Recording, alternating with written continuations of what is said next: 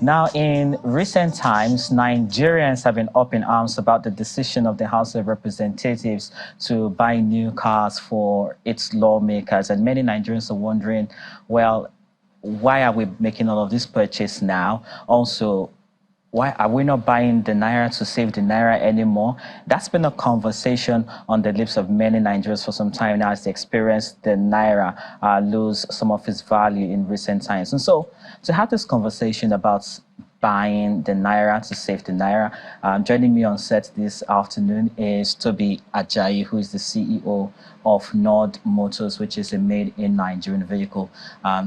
Mr. Ajayi, thank you very much for joining us this afternoon here on Rubbing Minds. Thank you for having me. Great to have you with us. So I want to talk about the demand for, Nigerian cars, not just as a sign of patriotism, but also in terms of the value for money that people are going to be spending on these cars.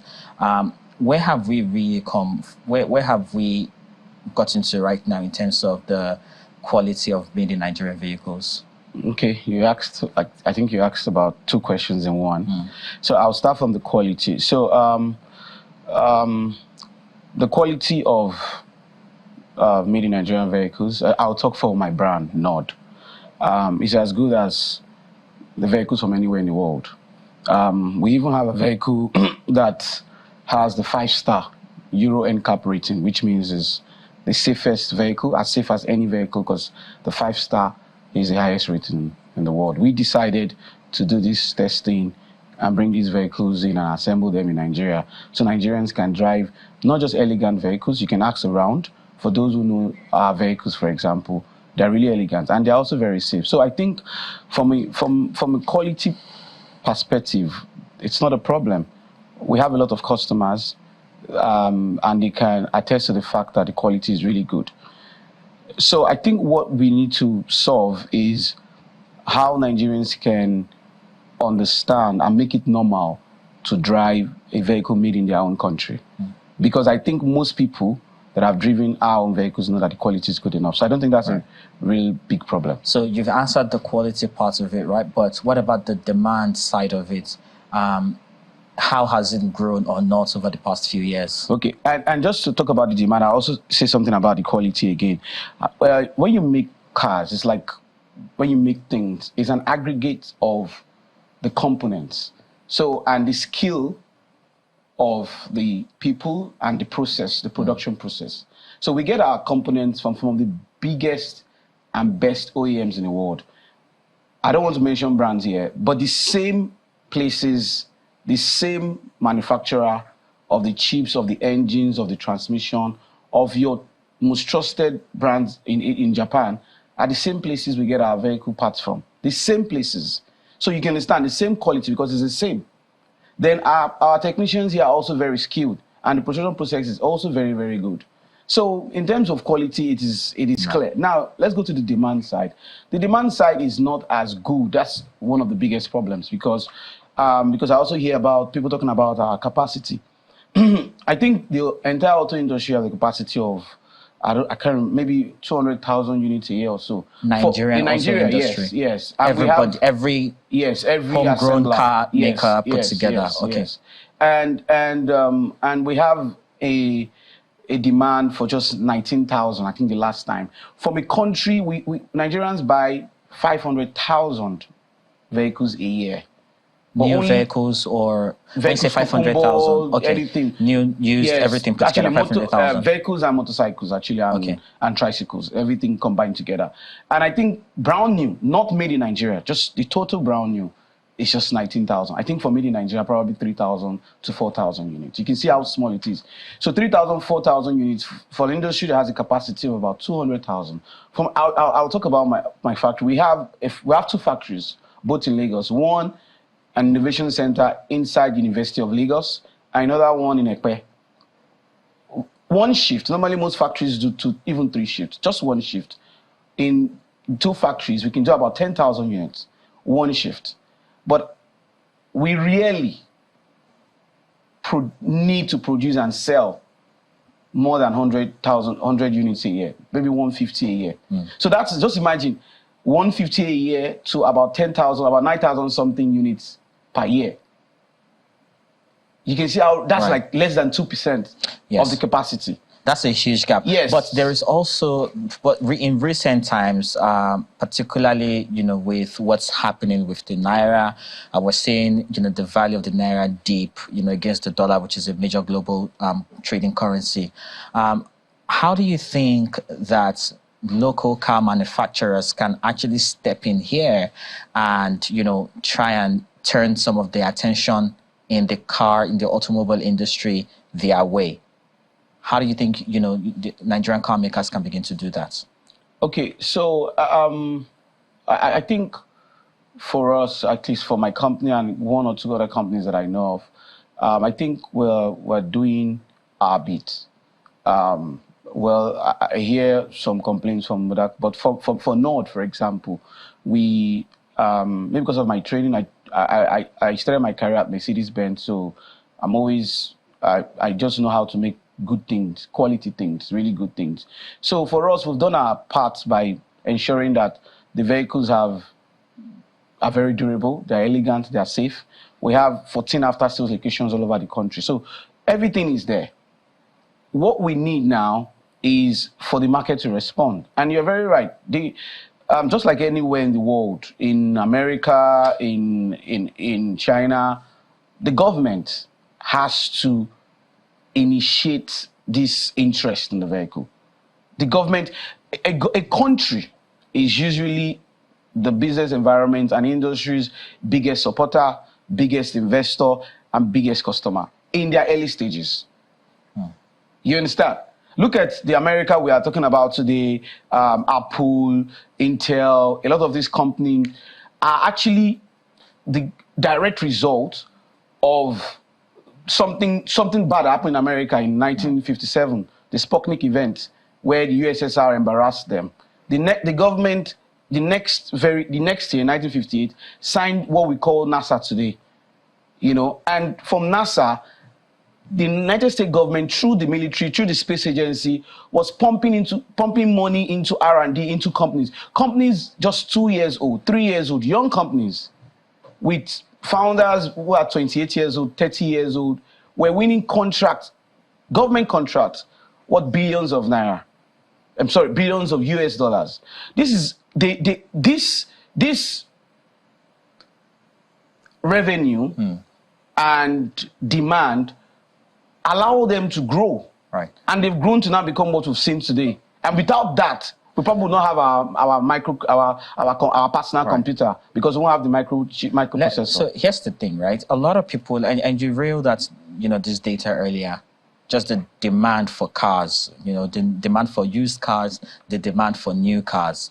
And the reality staring down at us, staring at us in the face is that the purchasing power of millions of Nigerians continues to experience a decline. So many people in a way can only afford used cars. Do you think that the Nigerian automobile industry can fill that demand for used cars? Because a lot of people cannot buy new cars, right? But maybe if a person drives a used made in Nigeria vehicle, sees the value in doing that, right, would be, they would feel a need, right, to buy a new one when they can afford it. Yeah, so I'm going to answer that question in two parts. The first part is this. Yes, I think one of our biggest goals as a company, and I think in the entire industry, is to stop people, discourage them from buying used vehicles. And because there's a big difference in terms of, when you say buying used vehicles, like, of any kind, because there's a big advantage in driving brand new cars. Just brand new, anything. I mean, it would be nice. Yeah, right? So I'm going there. Nice. So in terms of pricing, for Nord, for example, I think for your average Japanese vehicles, we are at par with a 5 years old used vehicle of this, in the same class, in the same segment. People are not. A lot of people are not buying 5-year-old used vehicles in Nigeria. It's still a luxury. And that's why I'm going somewhere. That's the second part. Now it's like just imagine you have a restaurant. You are coming up and you sell chicken and chips, for example. You sell newly cooked chicken and chips. But because you're Nigerian, you are not but then you want to sell at a price that is lower than that of a foreign chicken and chips company. I don't want to mention a brand, you know. Now somebody's trying to make you sell at a price that where a price for chips that are supposed to be thrown away. Imagine after the whole day when they want to throw the chips away because is not fit for consumption anymore. You know, that they can trade away for like maybe 100 naira or so. Then your own brown new chips and chicken that you've made, you've passed through all the supply chain, you know, people want you to sell at that now. It's not going to be possible for us to sell at the price of at maybe 20 years old or 15 years old vehicle. But I think 5 years old is because the brand new to brand new, we're both brand new. We offer the same warranty as brand new. You understand? You're actually buying a brand new vehicle, but you're going to be buying it at a price of a 5 years old vehicle. Now, the second question is Nigerians cannot buy 5 years. Yes, this is why we need to start doing some of the things right. We cannot have a country where most people cannot afford the basic things they need. So this to answer this in shades of gray. You know, there's no white or black here. We have to build our economy to the point where there are jobs, good jobs, and people can earn well. And that's why buying in, because when you buy abroad, there's no real value in Nigeria. You exported the jobs. But when you buy from us, for example, you create a lot of jobs, which means that those people can buy things. They can buy homes, because over time, because people like Ford and the rest built people that can make their cars, because the people will always buy the cars, and the middle class was expanding. And that's the same thing we need to do in the country. Try and buy Naira more. The more you buy things made in Nigeria, the more you create a middle class that will be able to buy vehicles that are decent and affordable. Right. So you see, here's a very interesting offshoot from what you've just said. Right. First of all, I don't agree with the chicken and chips analogy. Just wanted to. I would have broken it down, but I don't have time. I could have broken it down. I understand. You, but, you know. I understand. But here's the thing, right? Like at the end of the day, we want to spend monies on things that will, stand the test of time. Yeah. Right. And so when people, buy used cars, they are going for durability, but they're also going for costs, right? And this is where I think. But when you buy used, there's no way. Ask anybody that has driven a brand new car, regardless of the brand. There is no way a brand new vehicle will not be better than a used vehicle. Oh, obviously. There's no way. No, so that's what I'm saying. So if you're buying a brand new vehicle at the same price as a used vehicle, it's supposed to be a straightforward. Ideally, right? Ideally, it should be. So, okay, you know what? Let's put this in perspective for people watching. Give me a price range for a saloon car, right? So, a young graduate is working for the past 3-4 years. Has saved enough, wants to get a car. What's the entry level, price range at your company? Okay, before I answer that question, right? For an entry-level guy who wants to buy a used vehicle, how much do you think a used vehicle is now? So the very popular, there's this very popular car that that we use for like ride-hailing services, right? I know that they're somewhere around 3.5 million to 4 million thereabouts, I think about 2008, 2009. That's how old, that's how far back a lot of young people have to go back, to search for cars to buy, and they're used to. So what is the commensurate value? So exactly. So now that same vehicle today is around maybe 5-6 million because of what's happening. You understand? And you just mentioned that's like 2006, 2007. That's the vehicle I'm talking about. So that's a vehicle that is about 17 years old, right? That's a 17 years old vehicle. So like I said earlier, it's you cannot compare it to a brand new vehicle. However, we have vehicles that can go for as low as 12 million naira. But that's the thing, right? Nobody's saying nobody's saying that you can compare. But the truth is that's what you're up against. Yeah, but that's because we are in a country where people cannot afford what they should ordinarily be able to afford. You should not even be talking about people someone who has gone to school, gotten a decent job, maybe a lawyer, or maybe a top accountant, getting a good job in a good firm, and maybe after like people that just finished school cannot get this car you're talking about now, because how many people can immediately within first year buy a 5 million naira car? That's a 17 years old car. So they're talking about people that have worked for like 3 years. After working for like 3 years, being a decent human being, you should not be driving a 17 years old vehicle. So there's a lot of things we have to change, and you have to change it step by step. It's not going to happen one day. Of course. So we have to find a way to ensure that those who can afford it, the ones that can afford, those who can afford can afford the 5 years old vehicle, let them start buying the brand new ones. Let's not talk about those who can actually afford it, right? Yeah. And I hate to say this, but look at the House of Reps, right? We know that they're going to buy a lot of cars for lawmakers. We don't know what type of car they're going to buy just yet. But if the House of Reps came to Nigerian automobile manufacturers and said, you already know the type of cars that they would typically, ride around. Yeah. This is what we want. Would Nigeria's automobile industry be able to meet that demand, and how long would it take them to meet that demand? I think it will have even been faster than the people that they bought it from, I'm sure. I'm sure it will have been faster, because like I mentioned earlier, they bought 360 units, I think, right? Well, we don't know that they're buying. We don't know that they bought 360 yet. Maybe 360 or something. They should be getting or maybe that. Less than 500. Yes. That's the point I'm making, is that less than 500 units. Nord, we have a capacity of over 9,000 units a year. So that's about close to 1,000 a month. So we can easily make those vehicles in 1 month if we get, the notification in advance. So, will you pitch? Sorry, will you pitch to the House of Reps? We did. Yes, we did. Sometime in June, July, but it didn't happen, as you can see. But we've spoken to some of them again, and I just really think that going forward, they would understand the importance of showing, optics is very important, of showing people that you also support your own country, you believe in your country, And like I mentioned earlier, for Nord, I'll speak for Nord, our vehicles are as good as any vehicle anywhere in the world. You can ask any of our customers. So I do not really see any reason why.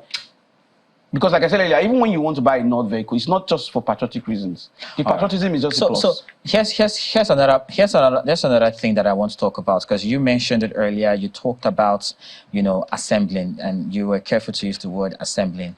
And that's the arguments, many other Nigerians are saying is, can we actually call this made in Nigeria if what you're essentially doing is assembling these cars here? So I like to use the right terminology, because I'm a professional. The only way you can make a car is by assembling it. Do you get? The act of making a car is called assembly. I've said this a couple of times. Just like the only way you can make cake is by baking it. However, you can manufacture the components yourself. For us, for example, we manufacture, depending on what you use to calculate it, either the monetary value, or the weight. We manufacture about 33% of the components of the vehicle here in Nigeria, here in our factory. So you can manufacture maybe the steel components, like the body, manufacture maybe the engine, like we manufacture the grills, the bumper, Then you take it to the assembly line, and that's where it is assembled. Like you want to cook your jollof rice, you get your rice, you can get your water yourself from your borehole. So you made your water, right? Then you get your rice, you get your salt, then you cook it. That's how it's made. So but even then, that's almost, and sorry to interrupt you, that's almost 70% of, what you need to assemble the car coming in from outside the country. And at the time where dollar continues to, see an increase against the naira, some people are going to argue that, well, we are essentially still buying. No, that's not. So we're paying the dollar through the back door. No, that's not true, because number one, okay, let me just, so number one, I make about 100 vehicles a year. We make about 100 vehicles a year, and we have about 60 direct staff. 60 direct staff for just 100 vehicles a year.